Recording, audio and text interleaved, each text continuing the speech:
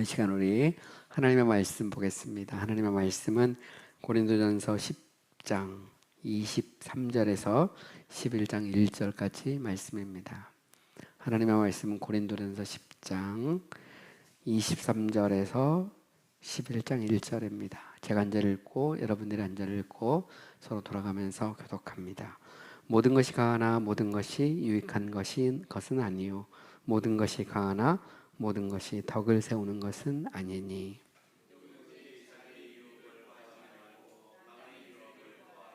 모래시장에서 파는 것은 양심을 위하여 묻지 말고 먹으라. 불신자 중도가 너희를 청할 때에 너희가 가고자 하거든 너희 앞에 차려놓은 것은 무엇이든지 양심을 위하여 묻지 말고 먹으라.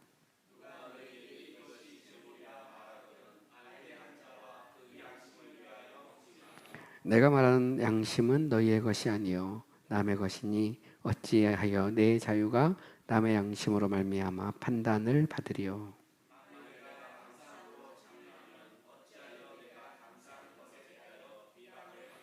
그런즉 너희가 먹든지 마시든지 무엇을 하든지 다 하나님의 영광을 위하여 하라.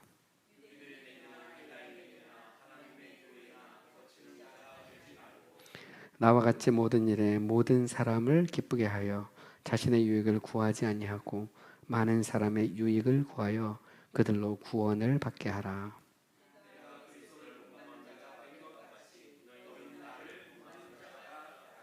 아멘. 오늘 저는 이 본문의 말씀을 중심으로 다 하나님의 영광을 위해 하라 라는 제목으로 여러분과 함께 말씀을 생각해 보고자 합니다. 우리 이제 성경을 이렇게 읽어보면 아주 그 명시적으로 명확하게 하라는 것과 하지 말라는 것이 있는 것을 발견할 수 있습니다. 우리가 항상 기뻐하고 쉬지 말고 기도하고 범사에 감사하는 것, 그것은 우리가 마땅히 해야 할 일이죠. 왜냐하면 그리스도 예수 안에서 너희를 향하신 하나님의 뜻이라고 사도 바울은 분명히 밝히고 있기 때문입니다. 그래서 우리는 늘 기뻐하고 우리는 늘 기도하고 또 우리는 늘 감사하죠. 또 성경에는 이렇게 하라는 것도 있지만 하지 말라는 것도 많습니다. 가령 뭐 십계명 같은 경우도 보면 하라는 것도 있고 하지 말라는 것도 있죠. 그죠? 너희가 나 위에 다른 신을 두지 말라. 이런 건 이제 하지 말라는 것이죠. 너희를 위하여 새긴 우상을 만들지 말라. 안식일을 기억하여 거룩히 지키라는 것은 좀 더 이제 긍정적인 하라는 거고요. 또 살인하지 말라, 간음하지 말라, 도적질하지 말라, 내 이웃을 헤아려 거짓 증거하지 말라. 이건 하지 말라는 겁니다. 내 부모를 공경하라는 것은 하라는 것이죠. 그런데 성경에는 이렇게 하라는 것도 있고 하지 말라는 것도 있는데 아주 명시적으로 분명하게 이제 밝히지 않은 것도 있습니다. 또 특별히 이제 성경이 기록될 때와 오늘날과의 어떤 시대적인 차이 때문에 또 생기는 것도 있죠. 가령 우리가 신앙생활하면서 TV를 봐야 되는가, 가령 드라마를 볼 것인가, 보지 말 것인가. 그거는 예수님 당시에 TV라는 게 없잖아요. 그래서 과연 우리가 예수 믿는 사람으로 드라마를 볼 것인가 말 것인가 이런 질문도 할 수 있고요. 가령 우리가 영화 관람을 해야 되는가 말아야 되는가. 성경은 이제 명시적으로 밝히고 있지 않죠. 또 예를 들어서 춤을 추거나, 그죠?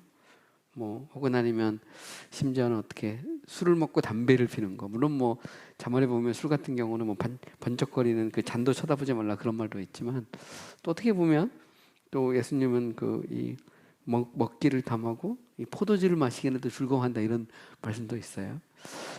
담배 같은 거는 성경이 기록될 때 아예 언급조차 없죠. 사실 서양에서 저도 이제 외국에서 유학을 했지만 그 서양 기독교인들은 이렇게 담배도 피고 또 이렇게 술도 마시는 걸 볼 수 있어요. 제가 이제 박사 논문 이렇게 심사할 때 이제 심사했던 외부 교수님이 있는데, 이제 옥스퍼드에서 오신 교수님인데, 그 교수님이 심사를 끝나고 나서요, 딱 끝나더니 밖에 나가 담배를 쫙 피는 거예요. 술 담배를. 목사님이고 신학자거든요. 이제 박사 논문 심사하러 왔는데 한국적인 정서로는 되게 이상하죠, 그죠? 그리고 그게 끝나고 나서 이제 팝에 가서 맥주 한 잔 탁 마시고.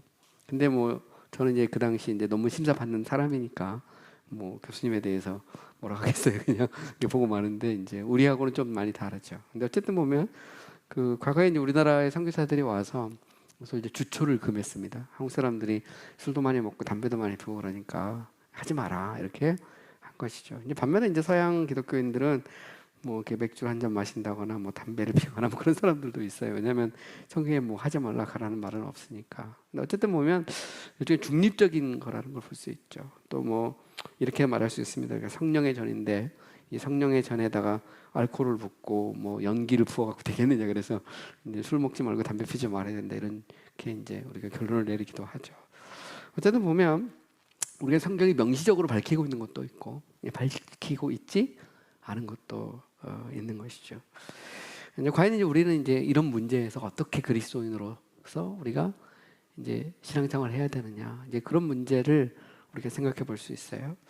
오늘 이제 우리가 본문도 마찬가지인데 이제 우상에게 바친 제물을 먹어야 되느냐, 먹지 말아야 되느냐.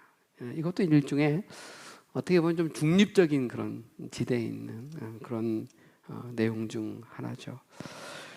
당시 이제 고린도라고 하는 곳은 우상 숭배가 팽배했던 그런 곳입니다. 그래서 그 당시 이제 바울이 고린도라고 하는 도시에 가서 이제 복음을 전하고 교회를 세웠잖아요. 그런데 문제는 뭐냐면 그 당시 그 이 우상에게 바친 그런 제물들 이런 것들이 시장에서 그 이렇게 유통이 되고 있어요. 특별히 고기 같은 것은 보통 이제 이렇게 제물로 바치잖아요. 그러면 3분의 1은 제사장에게 가고 3분의 1은 바친 사람에게 가고 또 3분의 1은 이제 시장에서 유통이 됐거든요. 이렇게 보면. 그래서 보면 그 시장에서 값싸고 질 좋은 고기를 먹으려면 우상에게 바친 제물인 경우가 많았던 것이죠. 그렇기 때문에 당시 이제 고린도 교회 같은 경우는 이 우상에게 바친 고기 혹은 아니면 어떤 제물 혹은 양식을 혹은 음식을 먹어야 되느냐 먹지 말아야 되느냐 이게 이제 상당히 중요한 문제였어요. 근데 고린도전서를 보면 이제 8장에서부터 10장까지 8, 9, 10 세 장에 걸쳐서 사도 바울은 이 문제를 자세히 다루고 있습니다. 사도 바울의 결론은 그렇습니다. 결론을 이야기하면 사도 바울의 결론은 이 음식으로서 우상에게 바쳐진 제물을 먹는 것은 문제가 되지 않는다는 거예요. 우상에게 바친 제물이라 해서 그것이 이렇게 바치는 순간 갑자기 그 본질이 바뀌어가지고 뭐 이상하게 되는 것은 아니잖아요. 음식은 음식일 뿐인 것이죠.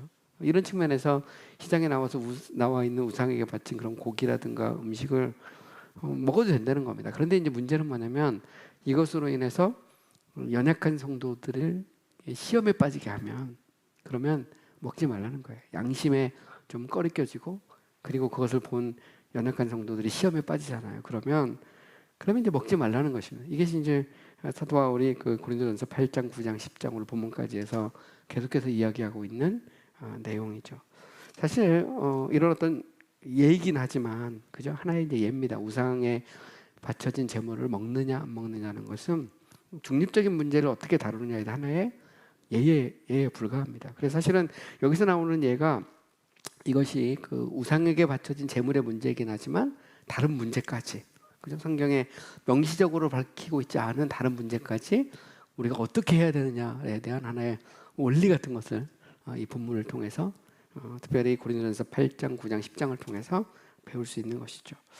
우리가 이제 이런 문제들, 우상에게 바친 제물이나 혹은 아니면 뭐 다른 여러 가지 좀 하지 말라고 하거나 하라고 하는 어떤 그 문제가 아니고 좀 중립적인 어떤 지대에 있는 문제들과 관련해서 일종의 두 극단이 있어요. 항상 보면 두 극단이 있는데 하나는 율법주의고요. 또 다른 하나는 자유방임주의가 있습니다.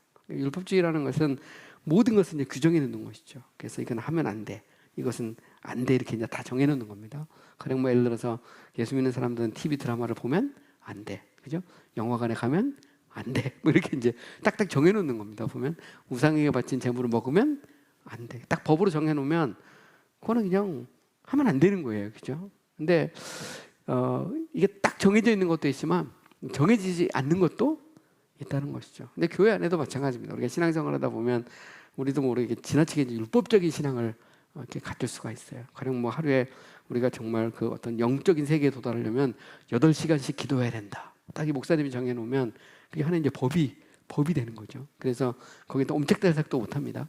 제가 어릴 때 우리 그 교회를 다니면서 시골 교회에서 그 시골 교회 그 목사님은 되게 좀 율법적이신 분이셨어요. 그래서 그 안식일을 거룩히 지키라는 말 있잖아요. 그러니까 십계명에 나오는 그 안식일 규정을 굉장히 엄격하게 적용을 했습니다. 그래서 그 이 주일날 같은 경우에는 내일 당장 시험이라도 공부도 못하게 했고 밖에 나가서 운동장에서 공을 차거나 놀지도 못하게 했습니다. 거기에 대해서 아주 뭐 굉장히 엄격했어요. 그래서 그 뭐 어릴 때 애들이 밖에 나가서 놀고 공 차고 막 그러잖아요. 그러면 그 굉장히 혼났어요.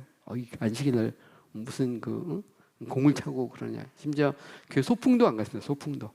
소풍도 보면 꼭 빨간 글씨 찾아가지고 주일 아닌 날만 이렇게 소풍을 가고 절대 주일날에는 장사도 하지 말고 공부도 하지 말고 하여튼 온전히 그냥 교회에서 그 하나님의 영광을 위해 살아라. 그게 이제 목사님이 이렇게 딱 정해놓은 것이었어요. 근데 되게 좀 이렇게 율법적이었습니다. 보면 이렇게 딱 정해져 있었어요. 그러다 보니까 이 성도들 안에 이렇게 좀 이렇게 자유가 없는 그런 측면이 있었습니다. 또 반면에 또 이런 어떤 율법주의적인 성향도 있지만 또 다른 극단은 또 다른 것은 자유방임주의 같은 것도 있는 거죠. 보통 우리가 이걸 반율법주의, 뭐 영어로 안티노미안 이렇게 표현하는데 우리가 구원받았으니까 마음대로 살아도 된다는 겁니다. 그죠? 우상에게 바친 재물 마음대로 먹고 뭐 우리가 뭐 영화도 보고 술도 먹고 담배도 피우고 뭐 할 거 다 할 수 있다는 말이죠. 그러니까 예수 믿었고 이미 구원받았으니까 우리 이제 뭐든지 할 수 있다는 그런 이제 사고를 가지고 있는 거죠. 주일 같은 경우도 예배를 드려도 되고 예배를 안 드려도 되고 뭐 예배를 빠져도 되고 가도 되고 이게 너무 이제 자유로운 거예요. 보면 그러니까 이것도 이제 사실은 문제죠. 보면 항상 보면 양극단이 문제인 것 같아요. 그래서 율법주의도 문제고 자유방임주의도 문제죠. 정치라는 것도 그런 것 같아요. 정치도 보면 보수냐 진보냐를 떠나서 보면 이제 항상 보면 극단이 문제거든요. 너무 보수적이어도 문제고 너무 진보적이어도 항상 보면 이제 문제가 되는 것을 볼 수 있어요. 왜냐하면 항상 보면 뭐든지 양극단이 존재하거든요. 우상에게 바친 재물도 마찬가지고 절대 먹으면 안 돼. 이러면 딱 정해져 있는 거거든요. 마음대로 먹어. 그러면 이거는 이제 정해져 있지 않은 것입니다. 그런데 사도 바울의 포지션을 잘 보면 사도 바울은 여기 대해서 절대 먹으면 안 돼 이렇게 말하고 있지 않아요. 그렇다고 해서 마음껏 먹어 그렇게 말하고 있지도 않습니다. 음식으로서는 먹어도 되고 안 먹어도 돼요. 그런데 양심상 꺼리면 먹지 말라는 겁니다. 다른 형제에게 뭔가 덕을 세우지 못하면 먹지 말라는 것이죠. 이게 이제 바울이 정한 어떻게 보면 하나의 원리 같은 거거든요. 그래서 오늘 본문에 보면 좀 더 좀 확대해서 우리가 다른 문제까지 어떻게 행동해야 되느냐에 대해서 바울은 가르쳐주고 있어요. 좀 더 구체적으로 오늘 보면 23절에 보면 이렇게 되어 있습니다. 23절 보시면 모든 것이 가하나 모든 것이 유익한 것은 아니요 모든 것이 가하나 모든 것이 덕을 세우는 것은 아니니 이렇게 말하죠. 중립지대와 관련된 그 사도 바울의 대답은 모든 것이 가하지만 모든 것이 유익하거나 덕을 세우는 것은 아니라는 겁니다. 우상에게 바쳐진 제물을 예를 들면 그것이 음식이라는 차원에서는 먹어도 돼요. 그죠?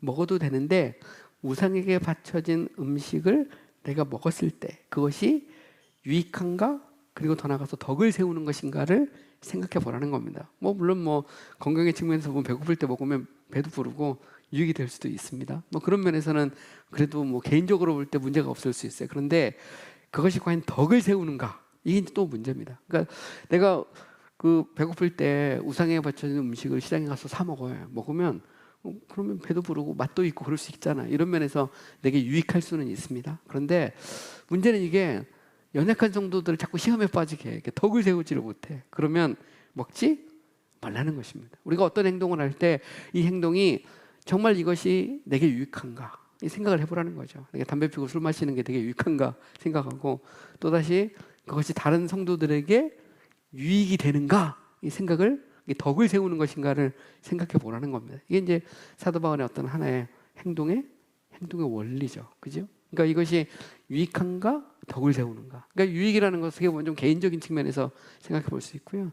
덕이라는 것은 다른 사람들과 관련되어 있는 것입니다. 과연 이것이 덕을 세우는 것인가. 오늘 교회에서도 마찬가지죠. 내가 예수 믿고 내가 이제 그리스도 안에서 자유하니까 내가 마음대로 해도 된다. 그런데 그걸 통해 자꾸 다른 사람들이 시험에 들고 문제에 빠지면 그건 덕을 세우는 것이 아니죠. 그것이 만약에 성도들에게 교회 공동체 심지어는 자기 자신에게 유익이 되지 않으면 하지 말라는 것입니다. 그러니까 배가 고플 때 뭐 우상에 바쳐진 음식을 먹을 수 있지만 그것이 쉽게 말해서 뭔가를 이렇게 덕을 세우는, 그죠? 그게 아니면 하지 말라는 것이 오늘 사도 바울이 오늘 본문 22절에서 23절에서 제시하고 있는 원리죠. 그러면서 바울은 나의 양심에 볼 때 내가 비록 꺼리낌이 없어도 다른 사람들을 시험에 빠지게 하고 덕을 세우는 것이 아니라면 하지 말라는 겁니다. 그래서 오늘 보면 24절에 보면 이렇게 되어 있어요. 누구든지 자기 유익을 구하지 말고 남의 유익을 구하라. 이 말은 무슨 얘기일까요? 우리 예수 믿는 사람들은 자신을 위해서 사는 사람이 아니라 남을 위해서 사는 사람이라는 것이죠. 우리가 예수 믿는 순간 우리는 더 이상 우리의 것이 아니라 주님의 것이 됩니다. 그러므로 아무리 우상에게 바쳐진 그 재물이 나에게 유익이 돼도 덕을 세우지 못하고 다른 사람에게 유익을 주지 못하면 먹지 말라는 것입니다. 그런데 이것은 우리 그리스도인들이 이 세상에서 마치 외딴 섬처럼, 그죠?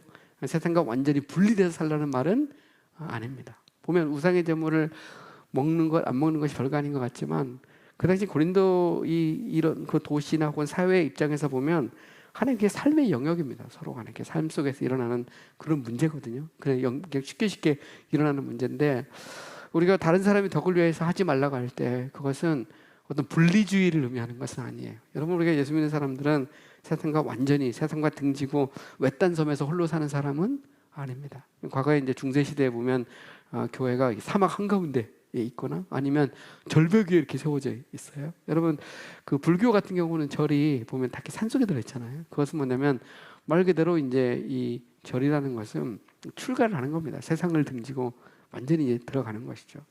물론 우리가 예수 믿는 것은 우리가 세상과 죽고 그리고 이 그리스도와 더불어 사는 거거든요. 근데 그런 면에서 보면 뭐 분명히 우리가 세상과 이별하는 그런 측면이 있어요. 제가 이제 신학교에서 교수 생활할 때 신학생들한테 그런 설교를 합니다. 보면 여러분들이 신학교의 목사가 되기 위해서 혹은 사역자가 되기 위해서 왔다는 건 뭐냐? 그것은 세상과 이별을 하고 이제 오직 주님의 영광을 위해서 살기로 결심한 것이다. 그러므로 신학생들에게 묻죠. 여러분은 과연 세상과 이별을 하셨습니까? 이렇게 묻습니다. 근데 그 말은 우리가 세상과 구별된 삶을 살아야 된다는 말이지 세상과 뚝 떨어져서 외딴 섬에서 홀로 사는 것은 아니라는 것이죠. 그래서 예수님은 너희는 세상의 소금이요 빛이라고 말씀하셨지 너희는 세상과 완전히 동떨어진 삶을 살아라 이렇게 말하지는 않은 것이죠. 사실 교회라는 것은 세상 속에 있는 것입니다. 우리 성도들은 직장 생활하고 또 삶의 어떤 현장 속에서 빛과 소금의 사명을 감당해야지. 그 속에서 구별된 삶을 살아야지. 우리 성도들이 세상과 완전히 단절된 뭐 어떤 그런 삶을 살아가는 것은 아닌 것이죠. 그러므로 오늘 본문 25, 26절에 보면 바울이 이런 얘기를 해요. 무릇 시장에서 파는 것은 양심을 위하여 묻지 말고 먹으라. 이는 땅과 거기 충만한 것이 주의 것입니다. 자, 여기 보면 자 시장에서 나오는 뭐 음식이 있습니다. 거기에는 우상에 바쳐진 재물도 있고요. 그렇지 않은 것도 있죠. 물론 요즘 같으면 뭐 한국 사회에서는 문제가 되지 않아요. 근데 고린도 이 도시라는 곳은 이게 이제 문제가 됐습니다. 뭐 그 시장에 나오는 음식 중에 어떤 것은 우상에 바쳐진 재물도 있고 뭐 그렇지 않은 것도 있어요. 그런데 친구가 나를 초대해서 친구 집에 놀러 갔는데 친구가 식사 대접을 했습니다. 그런데 이것이 우상에 바쳐진 재물인지 아닌지 그거를 묻지 말라는 겁니다. 묻지 말고 그것을 먹으라는 거예요. 왜냐하면 땅과 거기 충만한 것이 주의 것임이라는 다 주님의 것이라는 거죠. 아무리 뭐 우상에게 바쳤다고 해서 뭐 사과가 배가 되는 것이 아니고 배가 사과가 되는 것도 아니고 사과는 사과일 뿐이고 고기는 고기일 뿐입니다. 소고기는 소고기고 돼지고기는 돼지고기고 양고기는 양고기고 닭고기는 닭고기일 뿐이거든요. 그것이 바뀌지 않죠.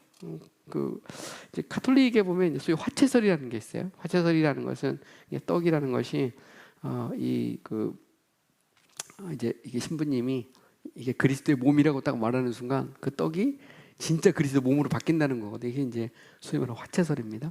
우리도 보통 그런 얘기 많이 하잖아요. 그러니까 우상에 바친 재물은 거기다가 뭐 절을 하거나 자꾸 그러면 음식 자체가 이게 이제 뭔가 문제가 생긴다고 생각하지만 성경은 그렇게 말하고 있지는 않아요. 그 똑같은 음식일 뿐입니다. 그러니까 결국 친구 집에 초대 받아서 가면 사회생활이잖아요.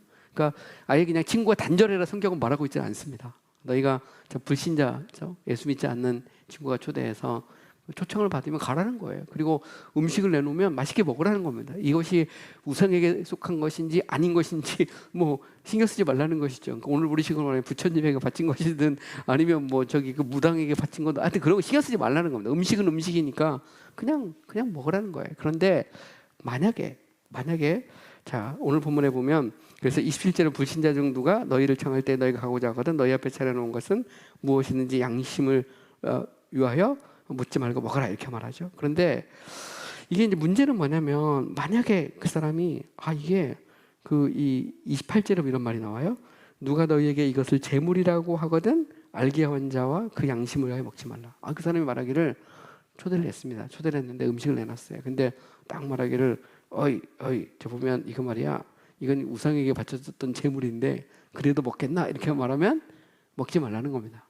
알고 일부러. 왜냐하면 그것은 그 사람이 시험을 하는 거죠. 그러니까 시험을 하기 위해서 만약에 그 음식을 내놓으면 그거를 먹지 말라는 거예요. 무엇을 위해서? 양심을 위해서 먹지 말라는 겁니다. 여러분 한번 잘 생각을 해보세요. 사람의 관계도 그렇습니다. 사람의 관계에서도 보면 사람의 관계에서 가장 중요한 것은 서로 신뢰하는 겁니다. 믿고 신뢰하는 것이죠. 물론 세상에서 우리가 이렇게 그 사회생활 하다 보면 참 이렇게 믿지 못할 사람도 참 많잖아요. 그래서 이제 처제 남편이 사업을 하는데요. 이게 공장을 합니다. 공장을 하는데 한번 그런 얘기를 하더라고요. 자기는 그 사업을 하면서 그 누구도 믿질 않는 거예요. 왜냐면 하도 그동안에 많이 당해가지고 일단 믿으면 이제 너무 이제 손해를 많이 본다는 거예요. 보면 그래서 일단은 그냥 안 믿고 시작한다는 거예요. 안 믿고 그래야만이 사업을 할 수 있다 이렇게 말하는데. 좀 비극적인 얘기죠. 사실 보면 그러니까 사람의 관계에서 제일 중요한 것은 신뢰입니다. 신뢰. 부부관계도 마찬가지죠. 여러분 부부관계에서 가장 기본은 신뢰입니다. 서로가 믿어주는 것이죠. 근데 부부관계에서 제일 무서운 게 뭐냐면 의처증입니다. 의처증. 그죠? 혹은 아니면 뭐 의부증 이게 이제 제일 무섭죠. 그러니까 남편이 아내를 믿지 못하고 그리고 아내가 남편을 믿지 못해. 그러면 서로 이렇게 의심이 되잖아요. 그러면 상대를 떠보는 질문합니다. 신뢰를 못해. 그러면 이 관계가 이게 무너질 수밖에 없어요. 교회에서도 만약에 목사님하고 성도가 신뢰를 못하잖아요. 그러면 목사님이 성도를 이렇게 떠보는 자꾸 질문한다거나 아니면은 성도님들 자꾸 목사님한테 목사님을 떠보는 질문을 하면 이게 뭐가 되겠어요? 친구 관계도 마찬가지예요. 친구에도 서로 신뢰를 해야 되거든요. 그런데 어떤 사람들 보면 서로 이렇게 자꾸 보면 떠보는 질문하는 사람들이 있어요. 그러면 그 사람은 신뢰 못하거든요.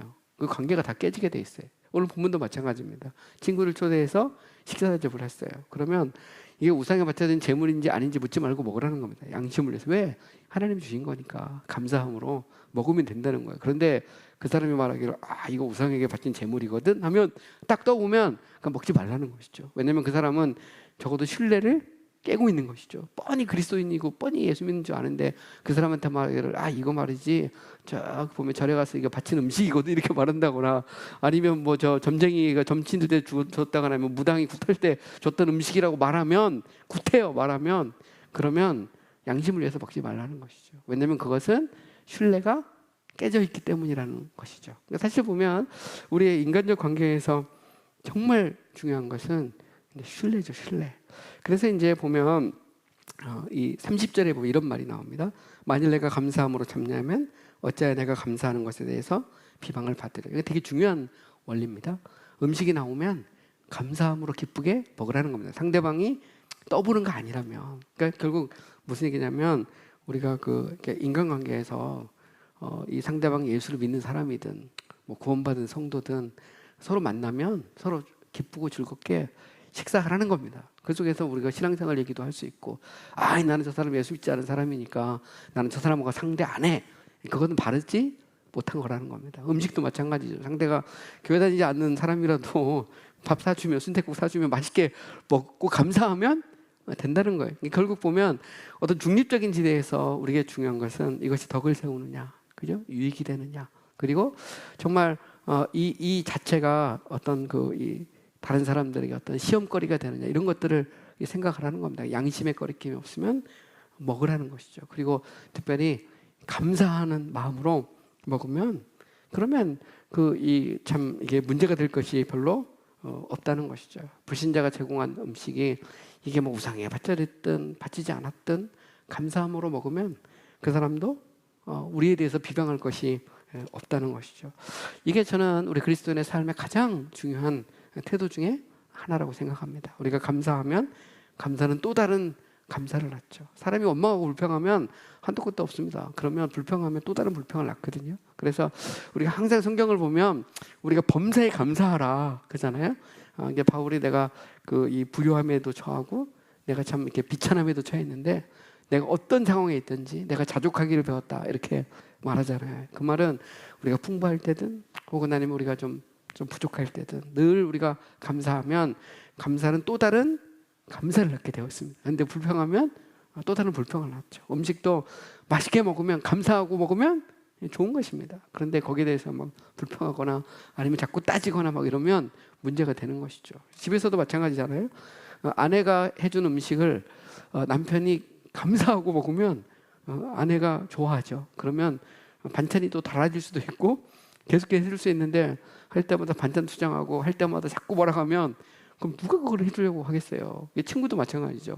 친구가 내가 식사를 대접하면 기쁨으로 먹고 또 나도 대접하고 그 속에서 우리가 이제 성도의 온전한 그런 어떤 관계 같은 것들을 이렇게 세울 수가 있는 것이죠.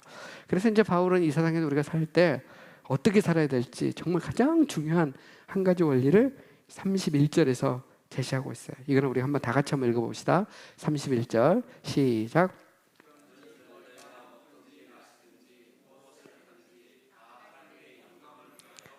자, 이것이 어떻게 보면 성도의 삶의 기준이고 원리이죠. 이것이 무엇이 되든지 자 먹든지 마시든지는 사람이 사는데 가장 필요한 겁니다. 사람이 먹어야 살잖아요. 마셔야 삽니다. 그러니까 인간이 살아가는 데서 가장 기본적인 것 먹는 것, 마시는 것도 이것조차도 하나님께 영광을 돌리라는 것이죠. 그 말은 결국 이것 외에도 더 나머지 모든 일 여기 보면 무엇을 하든지 이렇게 돼 있거든요. 어떤 일이든 하나님의 영광에 초점을 맞추라는 겁니다. 그러면 우리가 그 어떤 일을 하든 혹은 아니면 뭐 무엇을 먹든 혹은 어떤 일을 하든 우리가 이 속에서 하나님을 기쁘시게 하는 삶을 살 수가 있는 것이죠. 여러분들 우리 교회 이 교회 사역의 원리를 보면 첫 번째 원리가 뭐냐면 이 하나님께 영광을 돌린다는 게 목적. 교회의 존재 목적은 하나님께 영광을 돌리는 거거든요. 여러분 하나님이 세상을 만드신 목적 그것도 하나님을 영화롭게 하기 위해 세상을 만든 것입니다. 하나님이 우리를 구원하신 목적 그것도 하나님을 영화롭게 하기 위해서 하나님이 우리를 구원하신 것이죠. 교회가 이 땅에 존재하는 이유도 하나님을 영화롭게 하기 위해서 존재하는 겁니다. 내가 TV를 보는 것, 내가 드라마를 보는 것, 혹은 아니면 내가 뭐 영화를 보는 것, 혹은 아니면 내가 술 마고 담배를 피는 게 정말 하나님께 영광을 돌리느냐. 대부분 그렇죠. 우리가 보면 쉽게 나옵니다. 영화나 TV 보는 것은 뭐 다른 사람하고 별 관계가 없잖아요, 보면. 근데 반면에 술 먹고 담배 피우고 이런 것은 영향을 미칠 수도 있습니다. 근데 제가 대전에서 이렇게 협동 목사할 때 한 집사님이 제 앞에서 이렇게 바로 담배를 팍 피는데 되게 그게 좀 기분이 안 좋더라고요. 내가 목사인지 뻔히 아는데 목사님하고 대화하면서 담배를 딱 끄는 거예요. 대학 교수거든요. 충남대 교수인데 딱 담배를 피는데 이게 별로 기분이 안 좋아 보면. 근데 연약한 성도들이 보면 뭐겠어요. 집사님이 딱 목사님 앞에서 담배 딱 불고 있는데 별로 안 좋죠. 뭐 개인적으로 숨어서 피는 거 누가 뭐라 하겠습니까? 그런데 어쨌든 보면 우리가 이제 생각을 해야 되죠. 바울은 모든 것이 강하나 다 유익한 것은 아니요. 모든 것이 강하나 다 덕을 세우는 것은 아니라는 것이죠. 먹든지 마시든지 무엇을 하든지 다 하나님께 영광을 돌리게 하라는 겁니다. 오늘 보면 이제 33절에 보면 이렇게 말합니다. 유대인에게 헬라인에게나 하나님의 교회나 거치는 자가 되지 말고 나와 같이 모든 일에 모든 사람을 기쁘게 하여 자신의 유익을 구하지 아니하고 많은 사람의 유익을 구하여 그들로 구원을 받게 하라. 여기 보면 바울은 헬라인에게는 헬라인처럼 그죠? 유대인에게는 유대인처럼 행동을 했어요. 왜 그랬을까요? 그것은 한 사람이라도 더 구원하기 위해서 그렇게 한 겁니다. 이 말은 유대인에게는 유대인에게로 헬라인에게 했다는 말은 자기가 가지고 있는 자유를 제약했다는 그런 말이에요. 비록 그는 예수 믿고 율법에서 자유로웠지만 그럼에도 불구하고 유대인을 만날 때는 율법을 지켰거든요. 억지로 그들이 보는 앞에서 율법을 어기지는 않았어요. 반면에 또한 그 헬라인에게 그 생달을 열 때 그는 자유로운 사람이잖아요. 그래서 자유로운 사람처럼 마치 이방인처럼 이렇게 행동을 했거든요. 너무 막 유대인들처럼 막 엄격하게 막 율법주의자처럼 그렇게 행동하지 않았거든요. 그 이유는 뭐냐? 그것은 한 명이라도 더 구원하기 위해서 그 사람처럼 행동을 한 것입니다. 이런 면에서 바울의 관심은 어디에 있었을까요? 그는 영혼 구원에 있죠. 영혼을 구원할 수 있다면 자신의 자유도 제약할 수 있다는 것입니다. 성도는 뭐냐면 우리가 갖고 있는 자유를 다 쓰는 사람이 아니에요. 우리는 유익을 위해서 때로는 절제하고, 때로는 하고 싶은 것도 하지 않고, 때로는 먹을 수 있는 것도 먹지 않고, 이게 구별을 하는 것이죠. 그죠? 그래서 예를 들어서 뭐 이슬람 사람들 전도하는데 거기 가고 막 돼지고기 막 먹고 있으면 그 사람들은 아주 그냥 그 완전히 그러면 사람 취급도 안 하거든요. 전도 절대 안 되거든요. 그러면 안 먹어도 된다 이 말이에요. 쉽게 말해서, 아주 쉽게 말하면 그렇습니다. 어떤 사람이 보면 이 사람은 정말 소고기라면 정말 그 등을 돌려요. 예를 들어 인도 같은 데 가잖아요. 소고기 먹으면 안 되거든요. 근데 거기서 인도 가서 소고기 먹으면서 성교하겠다 그러면 성교 절대로 안 됩니다. 보면. 왜냐면 거기는 소고기를 안 먹거든요. 그죠? 뭐 우리나라에서 소고기 먹든 먹을 먹든 아무 관계가 없지만 다 문화가 다르고, 그래서 영혼 구원하기 위해서 먹어도 되고 안 먹어도 되잖아요. 그런데 절제를 하는 겁니다. 이것이 우리 성도의 삶이라는 것을 알 수가 있죠. 그래서 성도는 우리가 자유인이라고 해서 모든 걸 마음대로 하는 사람이 아니고 덕이 되느냐 혹은 유익이 되느냐, 또 이것이 영혼을 구원할 수 있느냐, 이것이 하나님께 영광을 돌리는 것이냐, 이거를 생각하면서 행동을 해야 된다는 것이죠. 그래서 오늘 보면 이제 11장 1절에 보면 내가 그리스도를 본받는 자가 된 것 같이 너희는 나를 본받는 자가 되라. 여러분, 예수 그리스도는 그 높고 높은 보좌를 버리고 낮고 낮은 땅까지 오셔서 십자가를 지셨어요. 하나님과 동등됨을 취할 것으로 여기지 않고 오히려 자기를 비우셨죠. 예수님은 모든 권리, 모든 자유를 다 쓰신 분이 아닙니다. 만약 그랬으면 우리가 구원받지 못했을 수도 있어요. 그리스도는 하나님의 아들이시지만 사람의 아들로 오셔서 십자가에 죽으시잖아요. 무엇을 위해서? 우리의 영혼의 구원을 위해서. 여러분, 성도의 삶도 마찬가지입니다. 성도의 삶도 우리가 자유인이지만 그 자유를 마음껏 쓰는 이렇게 자유방임주의처럼 되는 것은 아니에요. 그렇다고 해서 또 우리가 무슨 율법주의자처럼 막 그렇게 행동하는 것은 아닙니다. 그러나 우리는 경우에 따라서, 성도는 늘 깨어서 이것이 과연 유익이 되는지, 혹은 이것이 덕을 세우는 것인지, 이것이 정말 영혼을 구원하는 것인지, 이것이 하나님께 영광을 돌리는 것인지를 생각하는 것이죠. 그래서 바울은 내가 그리스도를 본받는 자 같이 너도 나를 본받으라는 겁니다. 바울은 삶의 모범을 보였어요. 유대인에게는 유대인처럼, 헬라인에게는 헬라인처럼. 그죠? 바울은 부한대 처할 줄도 알고, 또 바울은 또 궁핍한데 처할 줄도 알죠. 그 속에서도 오히려 감사하고 하나님을 바라보고 믿음으로 살았던 것이죠. 너희도 그렇게 살아라, 이렇게 바울은 권면하고 있는 것입니다. 그래서 오늘은 이 말씀을 통해서 우리가 예수님처럼 또 바울처럼 사는 우리 성도님들이 되셨으면 좋겠습니다. 우리 다 같이 기도하겠습니다. 오늘 말씀을 기억하면서 한번 기도했으면 좋겠어요. 좀 어려운 그런 말씀일 수도 있는데, 하나님, 제 삶에서 늘 덕을 세우고 또 다른 사람들의 어떤 유익을 세우고 또 무엇을 하든 정말 하나님께 영광을 돌리는 삶을 살게 해달라고, 우리의 관심과 초점을 영혼 구원에 맞추고 믿음으로 정말 삶을 살 수 있게 해달라고, 이 시간 우리 다 같이 우리 한 목소리로 기도하겠습니다.